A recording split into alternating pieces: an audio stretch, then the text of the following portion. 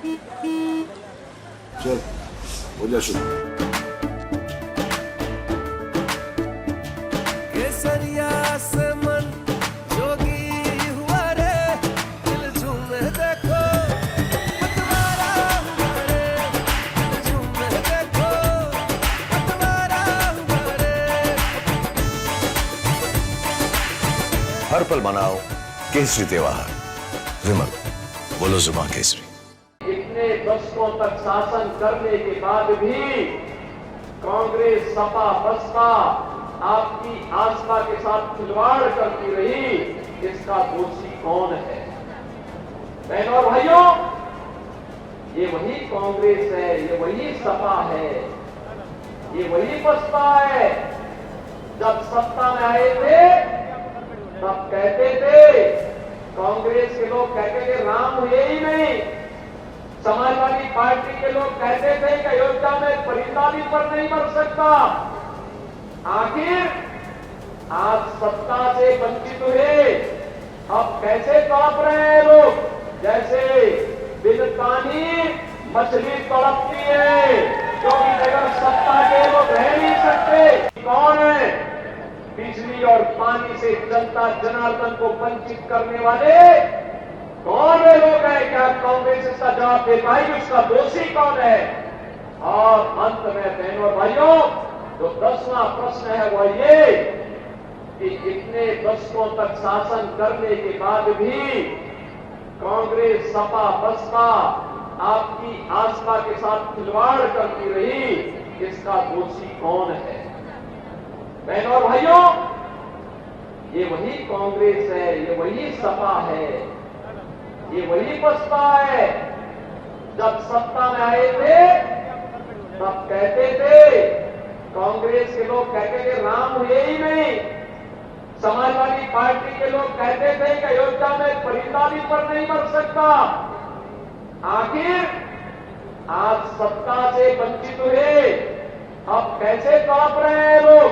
जैसे बिन पानी मछली तड़पती है, क्योंकि अगर सत्ता के लोग रह नहीं सकते। आप सोचिए समाजवादी पार्टी के हाल को देखिए।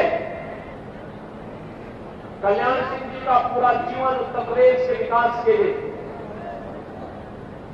श्री राम जन्मभूमि के लिए समर्पित था। और स्वर्गीय कल्याण सिंह जी की जब मृत्यु हुई, समाजवादी पार्टी ने अपने संवेदना के एक भी शब्द नहीं व्यक्त किए।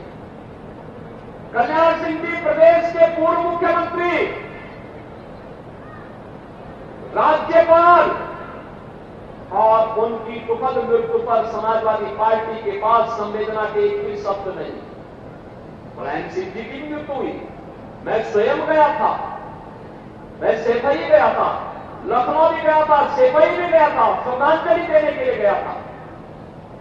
लेकिन बहनों और भाइयों, ये समाजवादी पार्टी के यही लोग एक माफिया की मौत पर कैसे घड़ियाली आंसू बहाते हैं।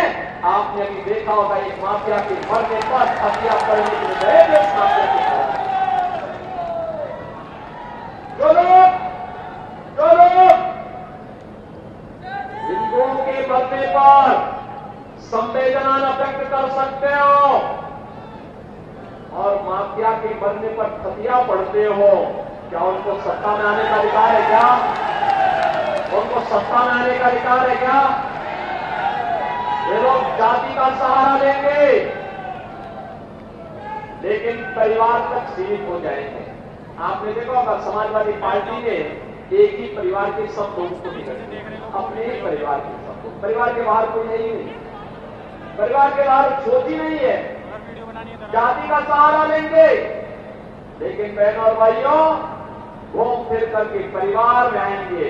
और ये तो महाभारत की धरती है, महाभारत के रिश्ते देखने को उसके सबसे अच्छे नमूने समाजवादी पार्टी के लोग हैं। वहां सभी पात्र महाभारत के मिल जाएंगे। और इसीलिए मैं आप सबसे कहने के लिए आया हूं, कांग्रेस और सपा बसपा का जो हिडन एजेंडा है, उनके घोषणा पत्र से उजागर होता है।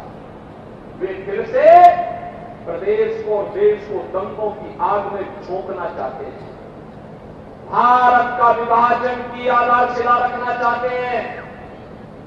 मेहनत के बाद भारतीय जनता पार्टी की सरकारों ने सुरक्षा का, निवेश का, रोजगार का जो बेहतर माहौल बनाया है, इसमें बैरियर बन करके लोग आए हैं। हमें देश के विकास में किसी को बैरियर नहीं बनने देना चाहिए।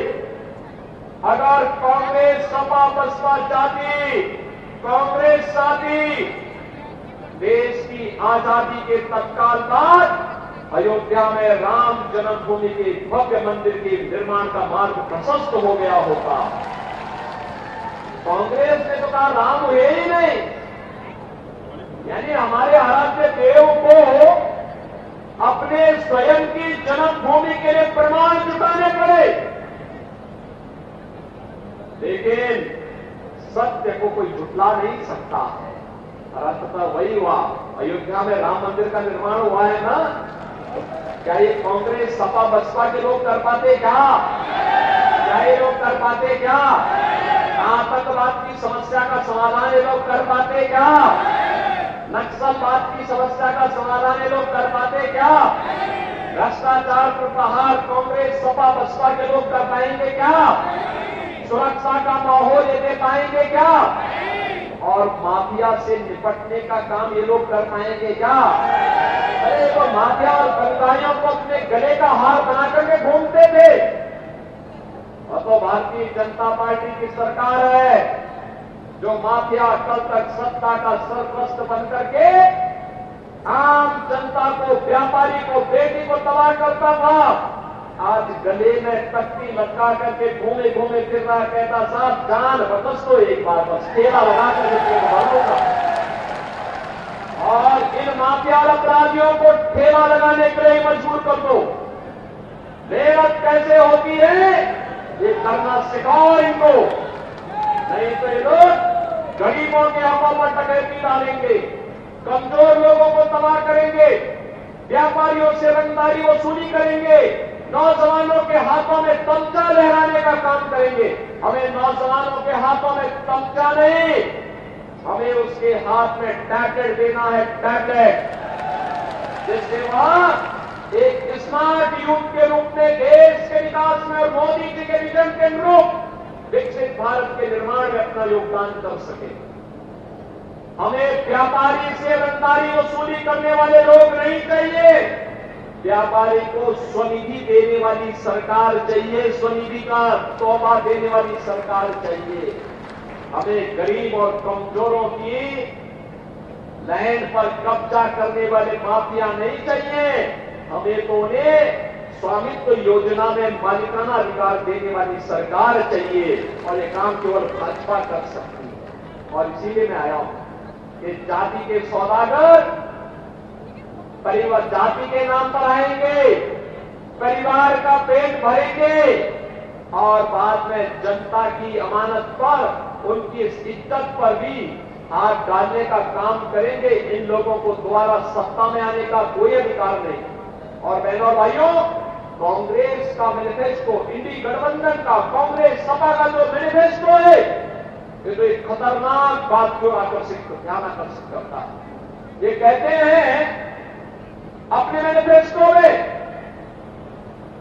जो बाबा साहब भीमराव अम्बेडकर ने कहा था, संविधान बनाते समय उन्होंने कहा धर्म के आधार पर आरक्षण नहीं हो सकता, आरक्षण का लाभ अनुसूचित जाति जनजाति के लोगों को ही मिलेगा। और मंडल कमीशन की रिपोर्ट के बाद अब पिछड़ी जाति के लोगों को इसका लाभ मिलेगा। लेकिन कांग्रेस और सपा गठबंधन क्या कहती है? ये कहती है कि हम लोग ऐसी व्यवस्था करेंगे कि पिछड़ी जाति और अनुसूचित जाति के आरक्षण में से कुछ हिस्सा काट करके ये मुस्लिम को देने का कुछ प्रयास करने जा रहे हैं।